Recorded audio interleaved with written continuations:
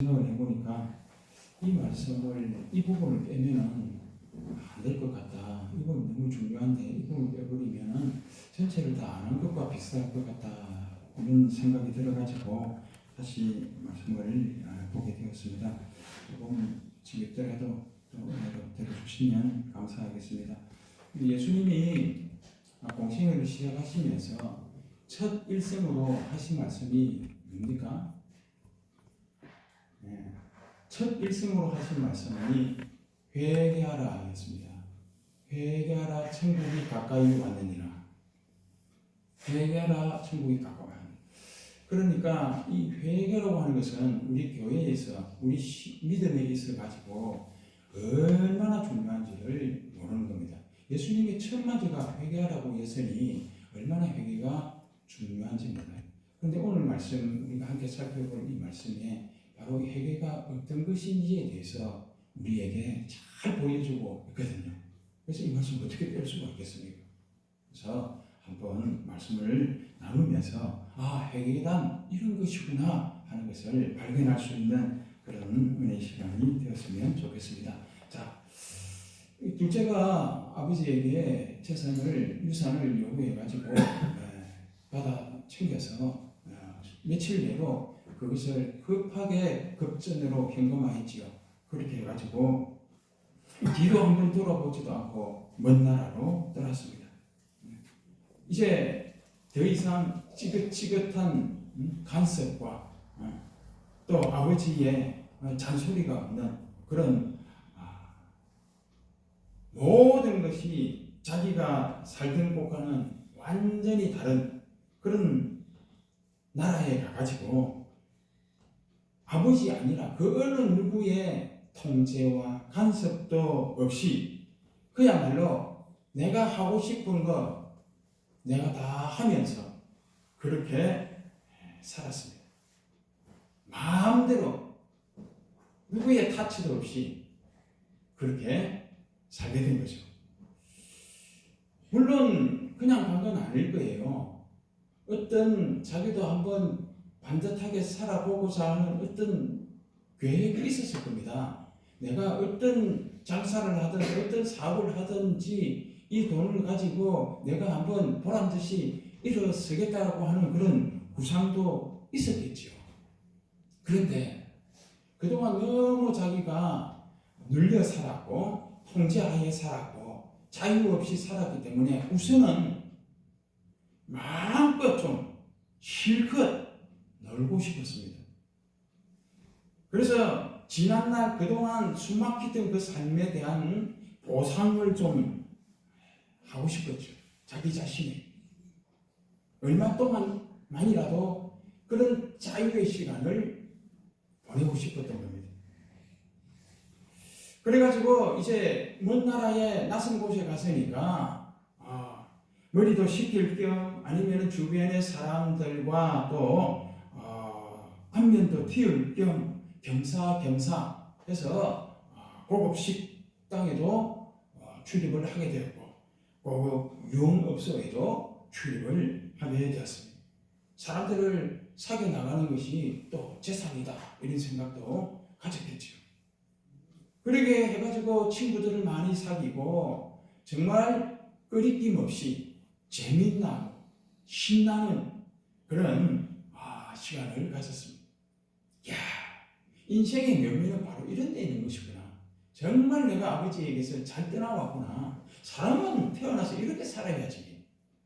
자유인이 돼가지고 통제나 받고 규제나 받고 하라 하지 마라 잔소리나 듣고 그렇게 살았어야 되겠냐.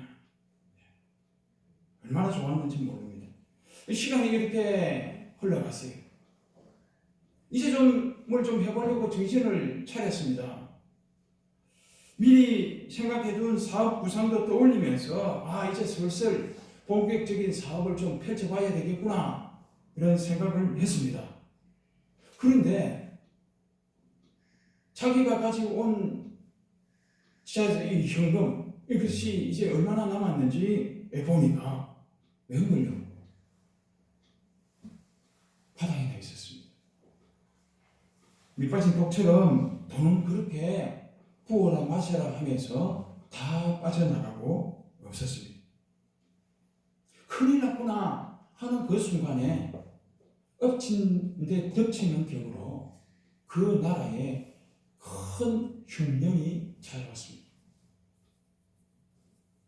갑자기 신세가 전락이 되는데 먹을 때거리를 당장 걱정해야 할 처지가 되어버린 겁니다. 오늘 우리가 볼 때에는 이 둘째는 지금 이때가 다시 아버지께로 염치 없지만은 돌아가야 할 타이밍이다라고 이렇게 충분히 생각을 하시오. 집떠나면은 개고생이라는 그런 말이 있잖아요.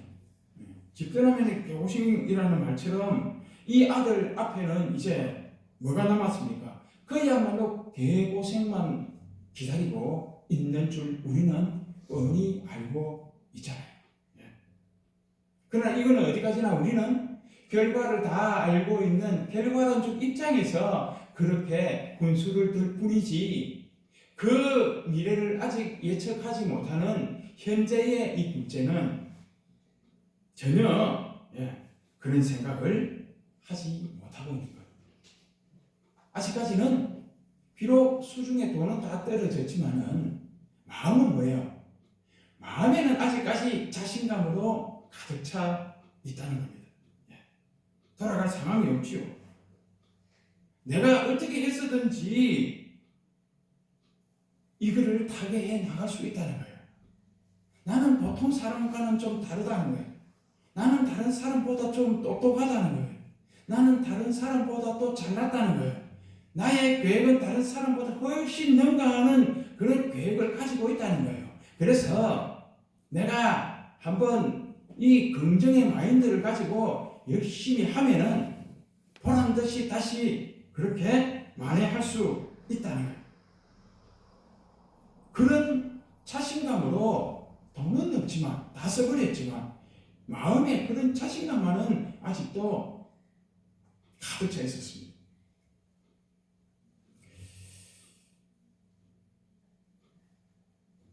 문제는 뭐예요? 문제는 이 기근, 이 흉년이라고 하는 기간을 어떻게 견뎌내느냐는 겁니다. 어떻게 버텨나가냐는 거죠. 이것만 딱 모면하면은 다시 정상적인 때가 돌아오면은 내가 이렇게 유능하고 잘나고 똑똑하기 때문에 내가 가지고 있는 구상대로 하면은 틀림없이 단숨에 다시 회복하고 할 자신이 있는데 문제는 흉년이라는 거예요. 그렇게 궁리를 탁 하니까 궁하면은 통한다는 그런 말이 있잖아요. 궁하면은 통한다. 야, 머리에 갑자기 묘수가 떠오르는 겁니다. 그게 15절에 나오는 그런 말씀이죠. 그 나라 백성 중 한 사람에게 붙여 사니 그 나라 백성 중 한 사람에게 붙여 살 생각을 하는 거예요. 더부살이죠. 얹혀 사는 거예요. 우리 성경에는 그냥 백성이라고 되어 있지만은 원래 성경에서 보면은 뭐라고 되어 있냐? 시민권을 가진 사람이다 이렇게 되어 있어요. 시민권, 그러니까 당시 로마 제국의 시민권을 가지고 있는 사람이라는 거예요. 그러면 이 사람은 보통 그냥 백성 중 한 사람이 아니고 특권층에 속하는 사람, 또 유력자라고 하는 그런 이야기가 되는 거예요. 그러니까 그런 좀 있는 재력가 유력자에게 더부살이를 해야 그래도 자기가 이 흉년을 이제 면하고 나갈 수 있지 않을까 그렇게 생각을 한 거예요. 많은 친구들을 사귀었는데 이 사람을 떠올린 것을 보면은 아마 이 사람과는 특별한 더 교분이 있었을 거예요. 우정이 쌓였을 거라고 생각합니다. 이 친구라면은 그래도 흔쾌히 자기를 받아줄 것이다 라고 이렇게 생각을 했겠죠. 그동안 쌓아온 그동안 내가 이 친구에게 그래도 지불한 술값이 얼만데 밥값이 얼만데 이렇게 생각을 했을 겁니다. 이 친구는 어쩌면은 나의 이 딱한 이야기를 듣고 야 그렇게 갑자기 어려워졌니? 그러면 네가 그렇게 유능하고 좋은 계획을 가지고 있으니까 내가 사업 자금 조금 떼줄게. 한번 제기해보아라. 이렇게 말해줄 수도 있을 것이다 라고 이렇게 생각을 하기도 했습니다. 그래서 용기를 내가지고 이 기근이 지나갈 때까지만이라도 그게 안 되더라도 이 흉년 때만이라도 자기를 좀 받아줄 거라고 정말 일말의 의심 없이 그렇게 친구의 집 문을 두드렸죠. 그런데 문을 열고 나온 친구는 자기를 반갑게 맞이하지도 않을 뿐더러 안으로 들이지도 않습니다. 순전히 자기의 착각이었던 거죠. 예. 냉정하게 이 친구는 문전박대했습니다. 그리고는 이전과는 다른 사뭇 근엄하고 냉정한 표정을 지으면서 이렇게 말합니다. 정 친구가 사정이 그렇게 딱하게 되었다면 저 멀리 들에 내가 돼지를 좀 치고 있는데 그 돼지를 가서 좀 치라. 이렇게 이야기를 하는 거예요. 15절 뒷부분을 한번 보십시오. 그가 그를 들러 보내어 돼지를 치게 하였다. 이렇게 하잖아요. 이 친구는 매우 섭섭하기도 했고 또 많은 실망도 안았지만 현실은 흉년이잖아요. 당장 때거리를 걱정해야 되잖아요. 이 흉년에 굶어 죽지 않으려고 하면 죽지 않고 어떻게 하든 살아남아야 재기를 도모하든지 뭘 하든지 할 수 있는 것 아닙니까? 그래서 너무 친구에게 실망을 했지만 그래도 현실은 현실인지라 인정을 하고 굶어 죽지 않고 재기를 위해서 친구의 말대로 돼지를 치러 갈 수밖에 없었습니다. 선택의 여지가 없었던 거죠. 근데 이것도 돼지를 뭐 요즘 알바식으로 4시간 치는 꼬마는 그런 게 아니에요. 뭡니까? 하루 왼종일 아예 돼지 우리에서 돼지와 함께 동거하면서 돼지와 함께 자고 돼지와 함께 먹고 돼지와 함께 뒹굴면서 그렇게 날마다 돼지를 쳐야 했습니다.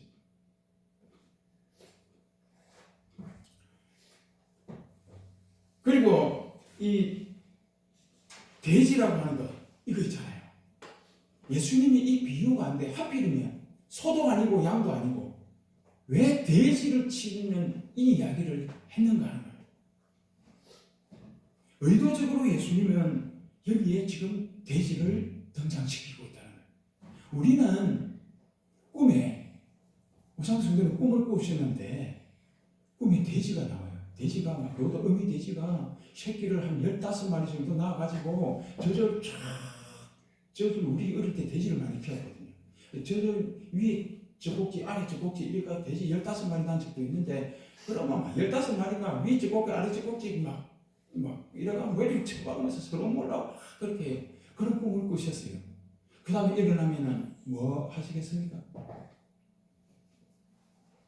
복권 진동이 지금 1등이 2번이나 당첨된 편의점 복권집이 있어요. 거기는 막 시도 때도 없이 복권 사러 많이 갑니다. 그래가지고 복권 사러 가지 않겠습니까? 그러니까 돼지 꿈을 꾼다는 것은 상당히 좋은 꿈이지요. 예. 그런데 유대인들은요 꿈에 이렇게 돼지 꿈을 꿨잖아요. 매우 불길한 거예요. 매우 그렇게 사고를 조심하는 거예요. 혹시 안 좋은 일이 닥칠까봐 몸을 사려요. 돼지는 유대인들에게 있어가지고 부정한 동물이거든요. 부정한 동물의 대명사가 바로 돼지입니다. 레위기 11장 7절로 8절에 보면 이런 말씀이 있어요. 돼지는 굽이 갈라져 족발 이루되 책임지를 못함으로 너희에게 부정하니 너희는 이러한 고기를 먹지도 말고 그 죽음을 만지지도 말라. 이것들은 너희에게 부정하니라. 예, 이렇게 되어 있어요. 부정한 동물. 그러니까 유대인들은 이 돼지를 먹어서도 안 되고 만져서도 안 되고 그 돼지를 키워서도 안 되는 거예요. 그래서 유대 땅 어느 나라에서도 돼지를 키우는 사람이 없고 돼지를 구경하려야 할 수도 없는 겁니다. 그런데 지금 이 둘째 아들이 뭘 하고 있어요? 먼 나라에 가가지고 돼지를 치는데 돼지를 치는 건지 돼지와 함께 동거하고 있는지 헷갈릴 정도로 돼지 우리 속에 푹 빠져 있다는 그런 이야기예요. 그리고 이제 뭐가 또 등장합니까? 이 돼지와 함께 등장하는 것이 지염열매라고 합니다. 지염열매, 우리 연세 많으신 분들은 혹시 경험하실지 모르지만 우리나라에 춘궁기, 보릿고개가 있었잖아요. 그때 뭐 먹고 연명했습니까? 초근목피라는 말이 거기서 생겼잖아요. 그때 무수한 사람들이 먹을 것이 없어서 죽었을 거예요. 초근목피라도 끌고다가 먹을 수 있는 사람은 그래도 생명을 보존을 했을 것이고 그렇지 못한 사람들은 하사했을 거예요. 이 유대인들에게 있어서 지염열매는 오늘 우리 조상들 때의 초근목피와 똑같은 거예요. 이 지염열매라고 하는 식물은요, 이게 얼마나 생명력이 강한지 아무리 뜨거워도 아무리 물이 없어 기근이 심해도 이건 버텨내는 식물이에요. 다른 식물 다 말라 죽어도 이건 안 죽는 거예요. 그런데 사람들이 먹을 만한 것은 못 돼요. 그래서 주로 뭘 했냐, 그 열매를 가지고 돼지 사료로 사용했습니다. 돼지 사료. 사람은 먹지 않아요.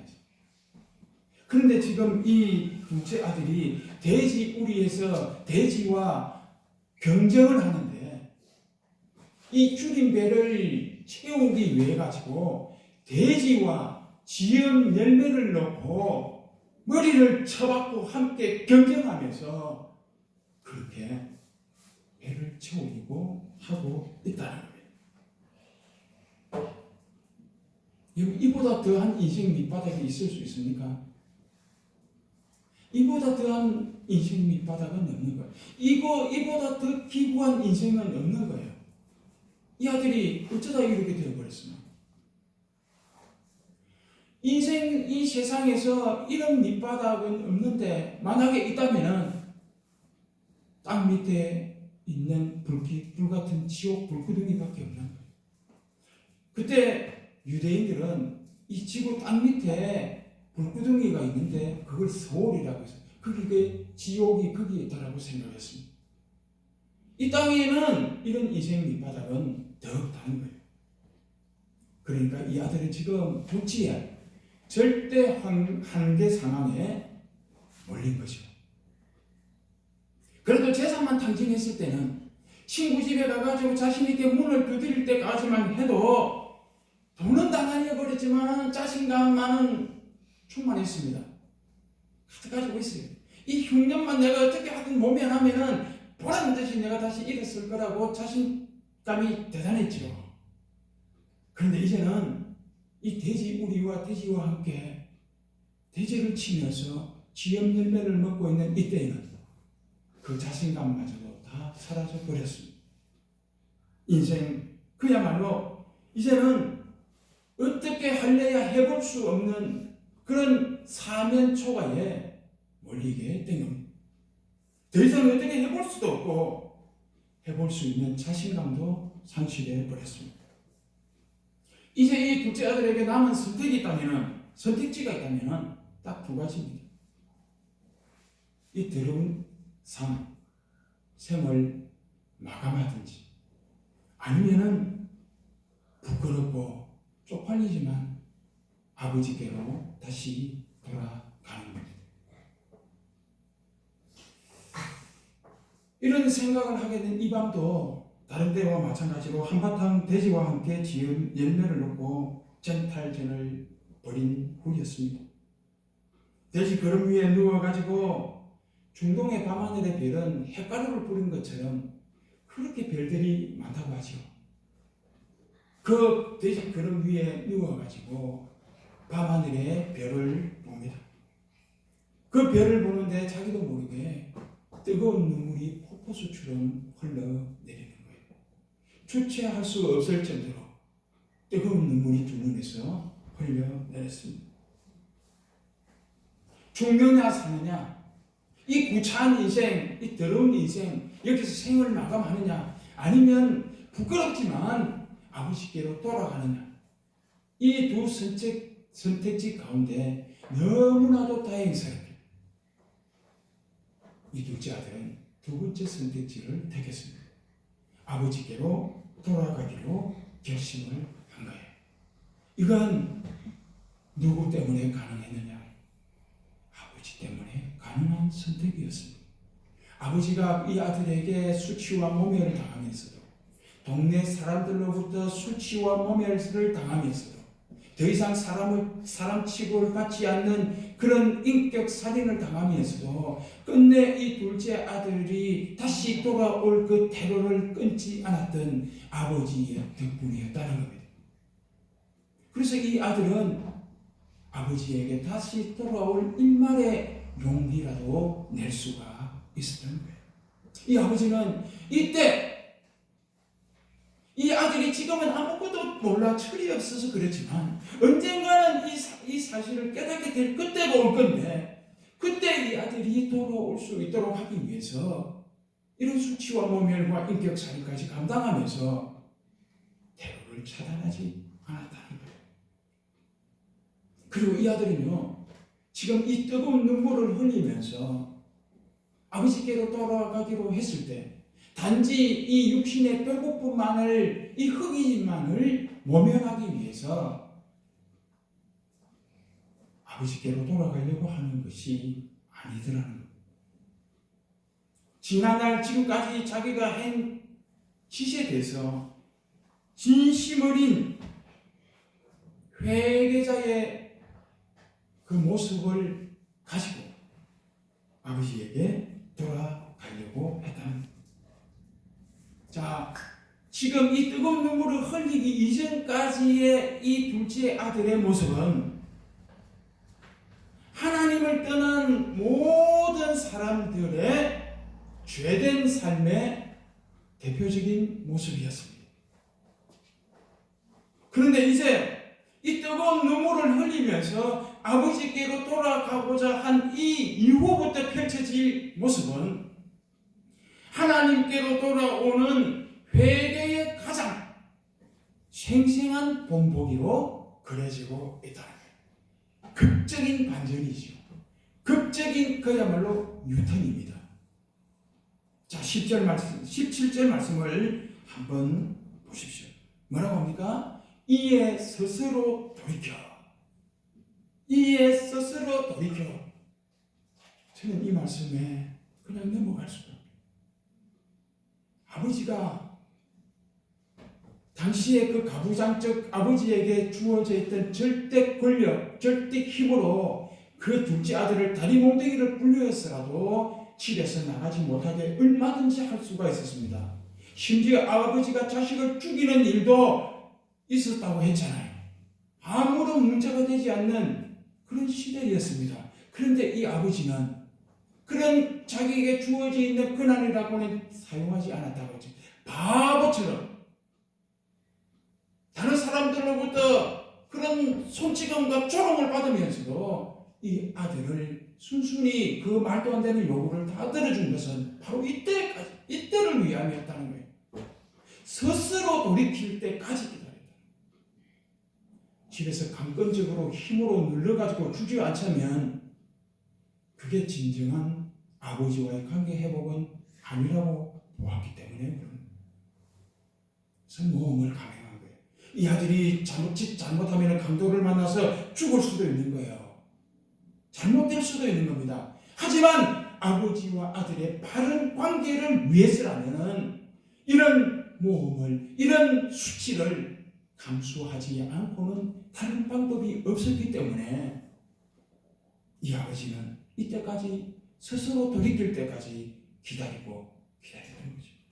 근데 이에 스스로 돌이켜 이 말씀을 우리 영어 성경에 보면은 뭐라고 번역을 하고 있냐면 그가 비로소 제정신으로 돌아왔다. 이렇게 번역하고 있어요.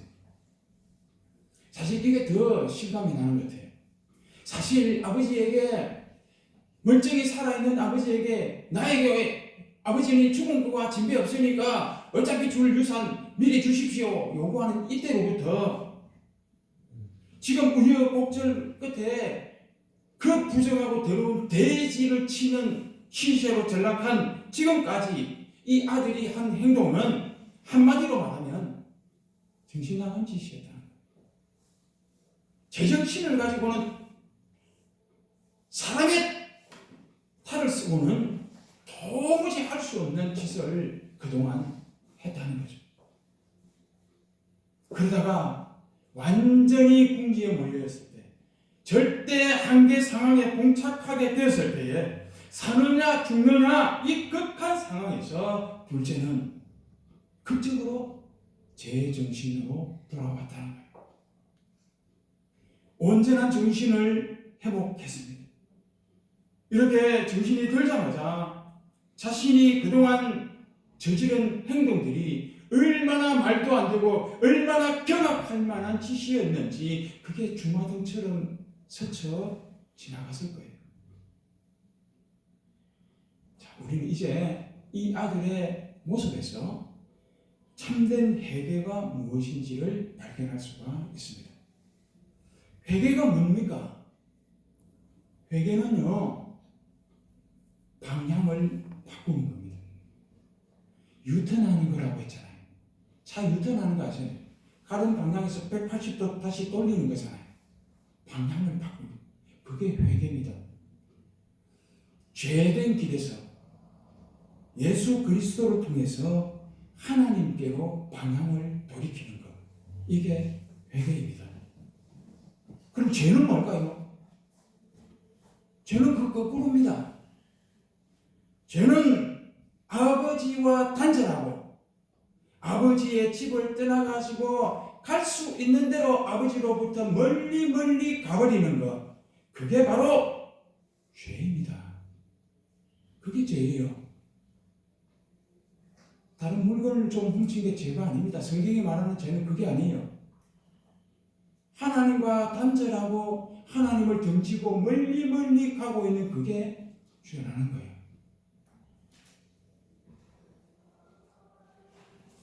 이런 점에서 회개는 후회 막급, 반성, 조금 눈물 나오는 슬픈 감정적 변화 이런 것과는 다른 겁니다. 물론 이런 것들이 다 수반되기는 하지만 이건 전혀 본질이 아닙니다. 성경은요, 조금 후회하고 조금 뉘우치고 반성하고 눈물 흘리고 그런 것을 회개라고 말하고 있지 않습니다.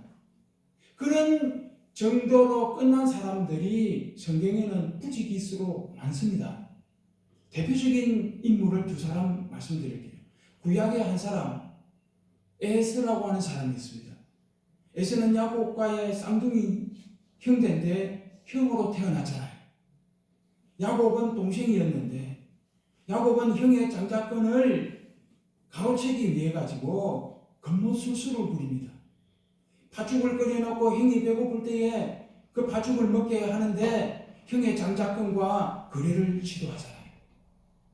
그리고 나중에 늙은 아버지로 이삭으로부터 기어이 형을 속이고 그 장자권을 가로채서 그 장자의 축복권을 받아버리잖아요. 나중에 이 사실을 안 에서가 아버지 앞에 와가지고 나에게도 이 장자의 축복권을 해달라면서 아버지 앞에 눈물로 애원하면서 탄식하죠. 그런데 눈물로 애원하고 탄식하는 그것으로 그만이었습니다. 회개가 아니라는 거예요. 신약 성경에 오면은 예수님의 제자 가룟 유다가 있습니다. 은 30에 예수님을 팔아버렸죠. 이렇게 하면은 예수님도 자신의 능력을 가지고 죽기 싫으면은 자신의 능력을 사용해서 보란듯이 뒤집어 엎을 거라고 계산을 때렸습니다. 근데 웬걸요? 예수님은 순순히 무기력하게 십자가에 달려 죽어버리는 겁니다. 그 순간 가룟 유다는 스승을 죽인 죄책감에 뼈저리게 후회하면서 가슴을 쳤습니다. 그리고 그 은 30냥을 다시 대제사장들에게 갖다 주면서 내가 스승을 팔아버린 배신을 하는 그런 죄를 저질렀다며 나를 용서해달라고. 그때 대제사장들이 뭐라고 합니까? 네가 저질른 거니 네가 다 감당해라고 말했습니다. 그 중압감을 견디지 못해가지고 가룟 유다는 어떻게 합니까? 자살로 생을 마감하지. 탄식하는 마음이 있었고 후회하는 마음이 있었습니다. 눈물도 흘렸습니다. 그러나 그게 전부였다는 거예요. 그런데 이 둘째 아들은 이에 스스로 돌이켰다. 이에 스스로 돌이켰다. 아버지께로 다시 돌아가기로 하였다는 겁니다. 이렇게 결심한 후에 아버지에게로 돌아가는 아버지를 가서 만나자마자 나는 이렇게 고백하겠다고 두 가지를 다짐합니다. 그게 18절과 19절에 나와 있습니다. 먼저 18절 한번 보십시오. 내가 일어나 아버지께 가서 이르기를 아버지여 내가 하늘과 아버지께 죄를 지었습니다. 죄를 지었습니다. 지금 자신이 지금까지 한 행동이 불효 막급한 아버지에 대한 죄였고 뿐만 아니라 하늘이라고. 하늘과 아버지께 하잖아요. 이 하늘은 유대인들이 하나님을 호칭할 때에 하나님이라는 이름을 못 붙여가지고 하늘이라는 말로 대신 쓰는 관용적 표현이에요. 그러니까 하나님 아버지를 가리키는 거예요. 자신이 아버지에게만 불효 막급한 죄를 지은 것이 아니라 하늘의 하나님 아버지께도 역시 불순종한 그러한 막급한 죄를 지은 사람이라고 자각을 했다는 겁니다. 자, 19절을 또 한번 보십시오. 두 번째는 지금부터는 뭐라고? 아버지의 아들이라 일컬음을 감당하지 못하겠나이다. 그래서 뭐라고요? 나를 품꾼의 하나로 보소서. 품꾼의 하나로 보소서. 더 이상 자신이 이제 아들이라고 저는 도무지 말할 자신이 없습니다. 아들이 아닙니다. 저는 대신에 아버지 집에 있는 품꾼 중에 하나로라도 저를 받아달라는 그런 이야기입니다. 여러분 참된 회개는 이런 거라는 이야기예요. 자신이 어떤 호의나 은혜로 받을 만한 자격이 전혀 없는 자라고 하는 자각이 절절하게 동반되어야 한다는 거예요. 나는 어떤 하나님으로부터 호의를 받을 만한 자격도 없고 내가 지난날 어떻게 살았는데 하나님의 이런 말로 다 경험할 수 없는 은혜를 내가 어떻게 받는단 말인가? 나는 도무지 받을 수가 없습니다라고 하는 마음이 먼저 자각되어져야 참된 회개에 이를 수 있다는 이야기입니다. 다만 뭐예요? 이제 더 이상 아버지 아들이 아니라 내가 지금까지 아버지에게 대못을 박은 죄를 지은 것을 아버지 집에 있는 품꾼 중에 하나가 되어서 내 남은 여생 동안 아버지에게 조금이라도 갚아 나가겠습니다. 그런 뜻으로 품꾼의 하나가 되겠다 이렇게 말을 한 것입니다. 여러분 고향을 떠난 사람이 막 타지에 가가지고 자수성가를 하든지 아니면 뭐 입신양명을 하든지 좀 잘 돼가지고 금이한양해가지고 그렇게 갈 수는 있지만은 고향을 박차고 나왔는데 객지에서 더 안 되는 거예요. 차라리 고향에 살았으면 지금보다는 나았을 것 같은데 라는 그런 마음이 들면 그 고향으로 돌아가기가 쉽지 않은 법이죠. 쉽지 않습니다. 그 가려고 하면은 다른 친구들이나 고향 사람들로부터 따가운 눈총이나 또 이런 수치를 감당할 때에야 가능한 법이에요. 그런데 이 둘째 아들은 어떻게 합니까? 이런 동네 사람들로부터의 수치와 모욕 다 정면 돌파하겠다는 거예요. 감당하겠다는 거예요. 무엇으로 우리가 이걸 알 수가 있습니까? 이 품꾼이라고 하는 단어 때문에 우리가 유추해 볼 수가 있어요. 이 마을에서 가장 낮은 신분에 있는 사람이 품꾼이에요. 아무것도 내세울 수 없고 그 일일 그 노동의 싹을 받아야만 식구들 굶기지 않고 하루하루 겨우겨우 연명해 나갈 수 있는 그런 사람이 품꾼인 거예요. 이 품꾼의 이 제일 낮은 이 품꾼의 지까지도 자기가 기꺼이 감당하겠다는 이 결심에서 이런 마음을 읽을 수가 있다는 겁니다. 이 둘째 아들은 이제 아버지 집에 돌아가가지고 당하게 될 어떤 수치로 내가 수치와 모욕을 당한들 지금 이 돼지 우리에서 돼지와 함께 씨름하면서 돼지와 함께 지역열매 그 먹지도 사람이 먹지도 못하는 그거라도 먹으려고 이렇게 기를 쓰는 이 수치와 모욕보다는 낫지 않겠느냐 이런 생각을 하게 되었다는 겁니다. 이게 어떨 때 가능했다고요? 짐나갔던 제정신이 다시 돌아왔을 때 일어나는 가능한 변화라는 말씀입니다. 그리고 이 아들은요 아무것도 기대하지 않았습니다. 이전에 누렸던 어떤 특권도 요구하지 않는 것을 보게 됩니다. 그러면서 순전히 이제 자신의 남은 운명이라면 아버지의 선택에 달려 있다라고 하는 것을 전적으로 아버지에게 자신을 맡기는 그런 모습을 보게 됩니다. 그리고 이 자신을 품꾼의 하나로 봐달라고 하는 이 말 속에는 또 하나의 이유가 있는데 그게 바로 형과의 불편한 만남 때문에 그렇습니다. 동생이 돌아오게 되면 불을 보듯 뻔하게 형이 어떤 냉소적인 모습으로 표정으로 자기를 볼지 훤히 그려지기 때문입니다. 당장에 자기가 집으로 돌아갈 때에 형이 아버지는 몰라도 형은 나를 사람처럼 보지 않을 거라는 것을 충분히 마음에 그리고 있었습니다.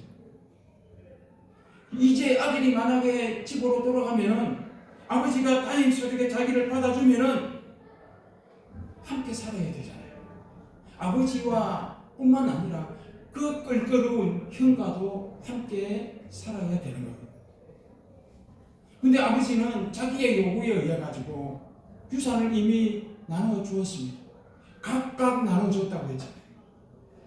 자기도 받았을 뿐만 아니라 이제 집에 있는 모든 재산은 형의 소유인 거예요. 엄격하게 말하면 형의 거예요.